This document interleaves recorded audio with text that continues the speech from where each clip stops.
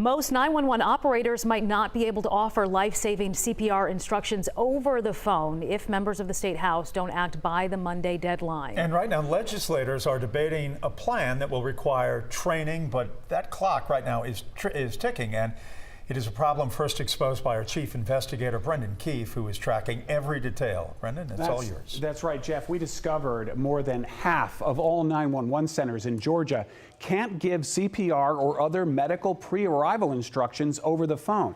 More than half, because those dispatchers lack the training that's not required in Georgia like it is in other states.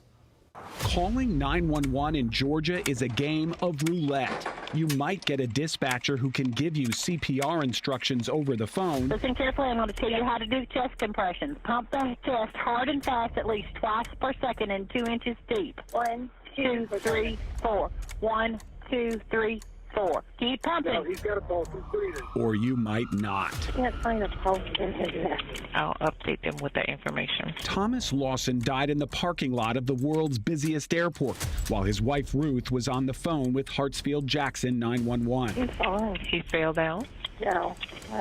Oh, you say he's gone? Yes. Well, the paramedics isn't there. Callers already have a belief and an expectation that dispatchers can give them CPR instructions over the phone. Ruth Lawson found out that's not the case in Georgia. On Tuesday, we shared the findings of our investigation with the Georgia General Assembly. We found out why the airport didn't have this program. It literally said in an email, it's not required by post, so we don't do it. Isn't it shocking the busiest airport in the world until last year couldn't give CPR instructions if someone had a heart attack in the terminal? It's shocking and it's unexcusable. Senator Randy Robertson introduced a bill to mandate new training for all 911 dispatchers statewide. Be trained in how to conduct CPR over the telephone. Georgia's Senate passed the bill unanimously. Now it's in the House with just days left in the session. I don't think this is an additional government regulation. What I see it is a recognition of government failure, and we've got to correct that failure.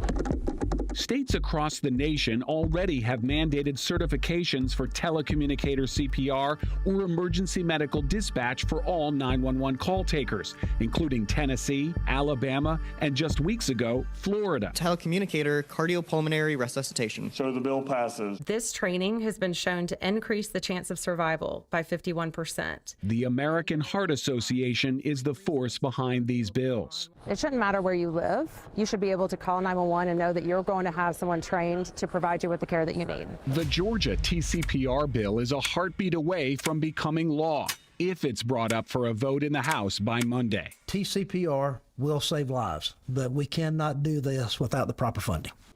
That was the head of GIPSTIC, the Georgia Public Safety Training Center. They only have one trainer for the whole state to train 911 dispatchers because it's not funded. He successfully argued for an amendment to delay implementation of the mandatory CPR training until 2023 because he says the academy only has that one trainer and they have no funding to actually do this training. They're hoping to change that next session if this passes.